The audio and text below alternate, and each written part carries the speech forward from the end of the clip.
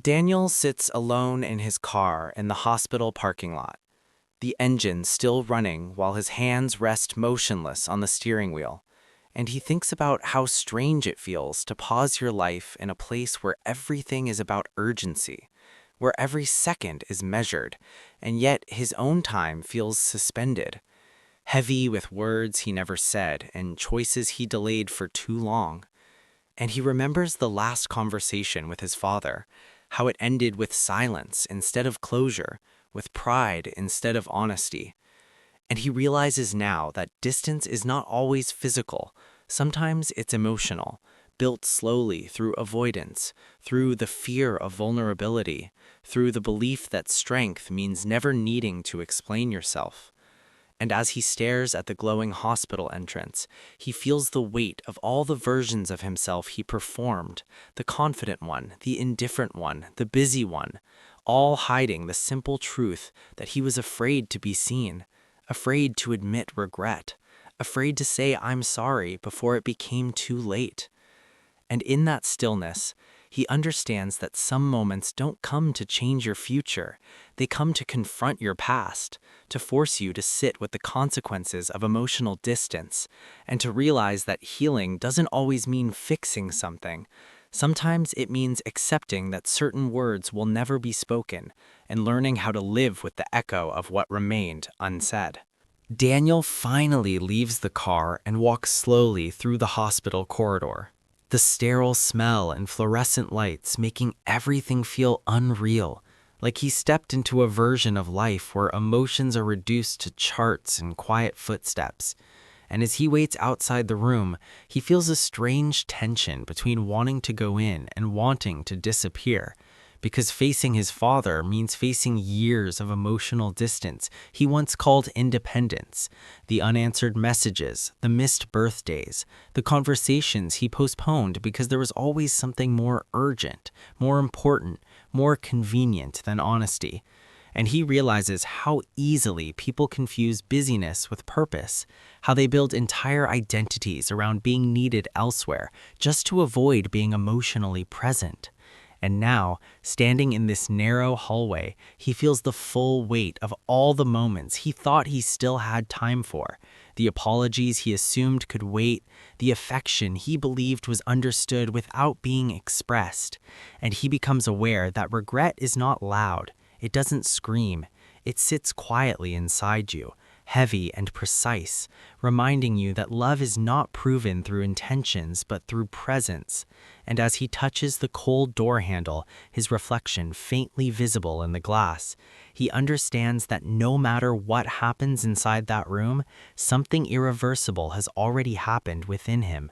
A slow collapse of the illusions he used to protect himself, a realization that emotional distance is not safety, it is loss disguised as control, and that the most painful part of growing up is not learning how to live alone, but learning how much connection you avoided when you thought you were being strong.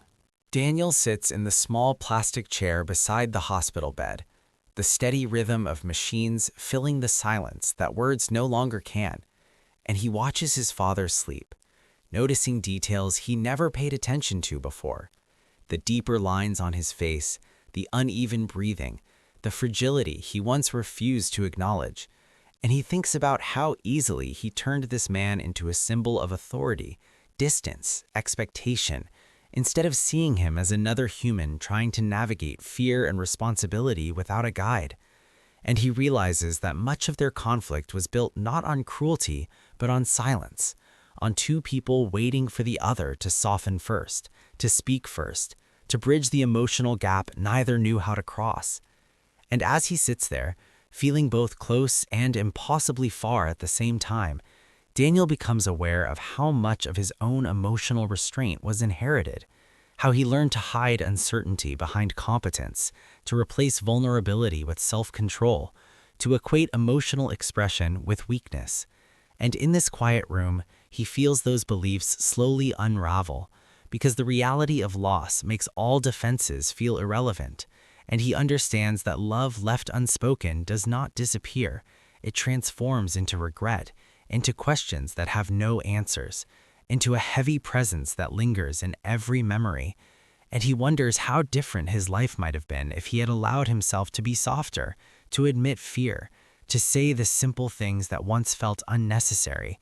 And now, sitting beside the man he kept at a distance for so long, he feels the painful clarity that connection is not built through perfection or strength, but through the willingness to be emotionally exposed before time removes the chance. Daniel steps out onto the hospital rooftop for air, the city stretching beneath him in muted lights and distant noise, and he feels an unfamiliar emptiness. Not dramatic, not overwhelming, just a quiet internal collapse of certainty. Because everything he believed about time, responsibility, and emotional control feels suddenly unstable.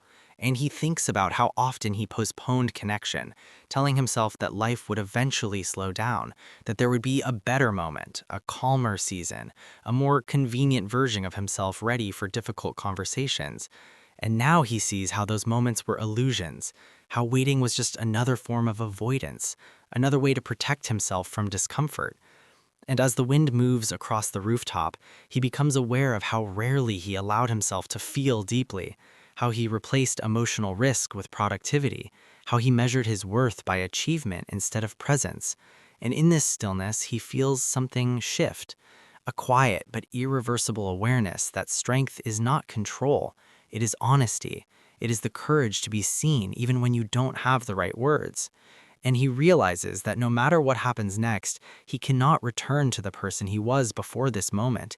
Because once you recognize the cost of emotional distance, you cannot unsee it, you cannot justify it, and you cannot escape the responsibility of choosing connection over comfort, vulnerability over safety, and truth over silence. Daniel returns to the hospital room as night settles in, the dim lights casting long shadows across the walls, and he feels the weight of time pressing differently now, not as something endless, but as something fragile, conditional, easily exhausted without warning. And he sits again beside his father, noticing how every small movement feels significant, how silence no longer feels neutral but charged with meaning. And he thinks about all the moments in his life when he chose distance instead of honesty, when he avoided difficult conversations because they threatened the image of control he built around himself. And he realizes that emotional maturity isn't about staying composed. It's about staying present, even when presence feels uncomfortable, even when it exposes fear, regret, or uncertainty. And as he watches the slow rise and fall of his father's chest, he feels a quiet unraveling inside, a soft collapse of the emotional armor he once considered necessary. And he understands that love is not proven by how long you stay strong, but by how willing you are to be vulnerable before time removes the chance. And in this moment, surrounded by beeping machines and unspoken words, Daniel finally allows himself to feel the full weight of connection, not as something to manage or control, but as something fragile, urgent, and deeply human. And that awareness feels heavier than any responsibility he has ever carried because it demands a different kind of strength, the kind that cannot hide behind silence anymore. Daniel sits by the window in the hospital room as dawn slowly replaces the darkness, the soft light revealing a version of reality he feels unprepared for, where nothing dramatic happens, yet everything feels permanently altered. And he thinks about how life doesn't always break you with noise or tragedy. Sometimes it reshapes you through quiet realizations that arrive too late to fix what mattered most. And he reflects on how many times he believed he had control over time, over relationships, over his own emotional distance. And now he sees how fragile those beliefs were, how easily years can pass without meaningful connection, how silence can become a habit instead of a choice. And as he watches his father's reflection faintly mirrored in the glass, he feels the slow emergence of a painful clarity. That regret is not just about what you lose, it's about what you never allowed yourself to give, the affection you withheld, the honesty you delayed, the presence you replaced with excuses. And in this stillness, he understands that emotional growth is rarely comfortable, rarely gentle. It often arrives through loss, through confrontation with your own avoidance, through the realization that some opportunities for connection are not renewable. And he feels something irreversible settle inside him. Not despair, but responsibility. The responsibility to live differently from now on, to speak when silence feels safer, to choose vulnerability when control feels easier. And even though the future remains uncertain, he knows that the version of himself who leaves this room will not be the same one who entered it. Because once you recognize the true cost of emotional distance, you cannot continue pretending that time will always wait for you to be ready.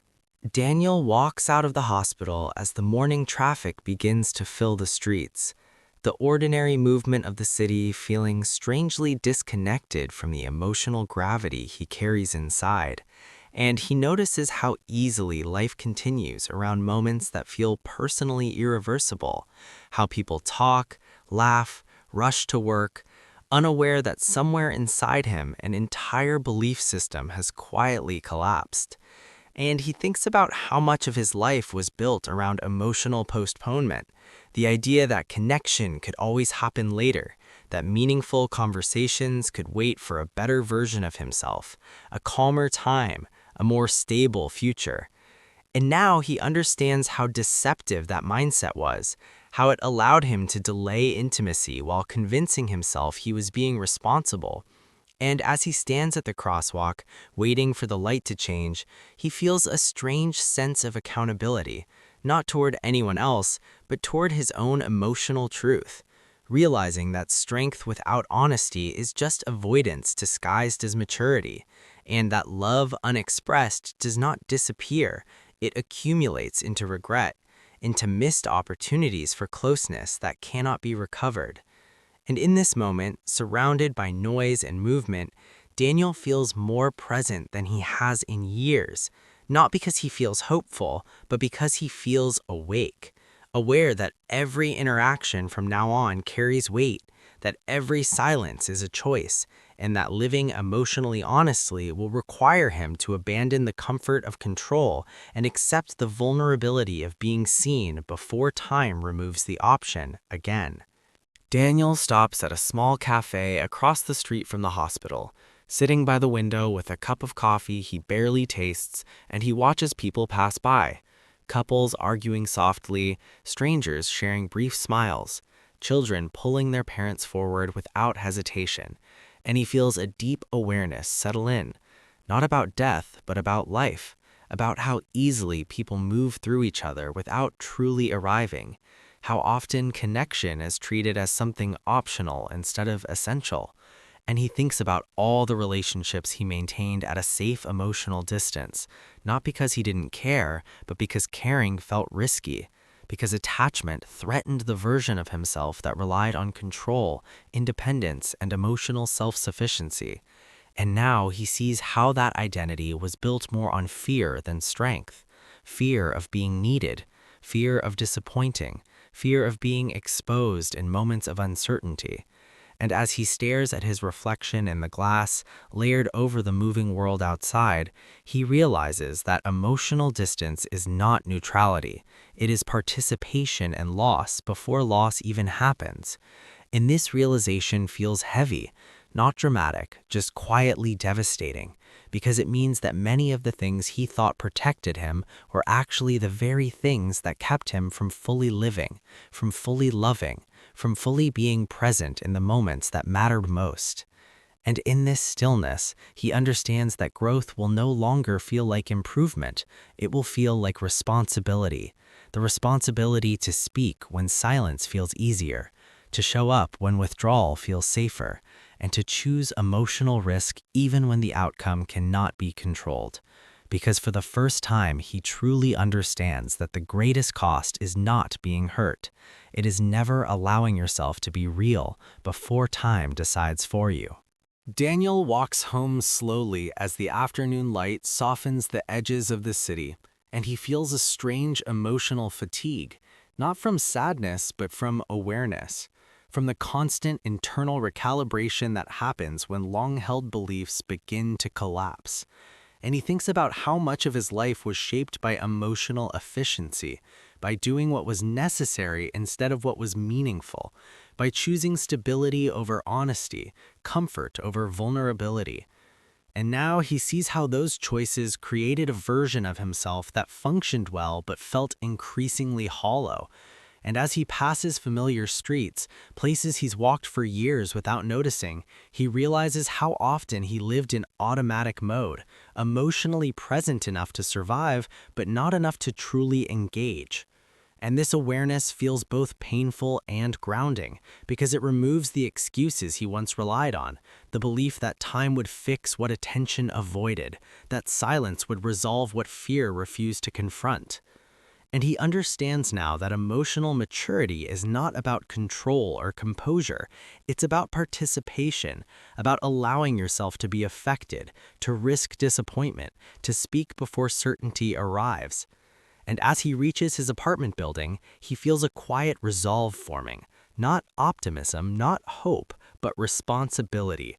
The responsibility to live differently from this point forward, to stop treating connection as something secondary, and to accept that the most important moments in life are not scheduled. They require presence, courage, and the willingness to be emotionally honest before time removes the chance again.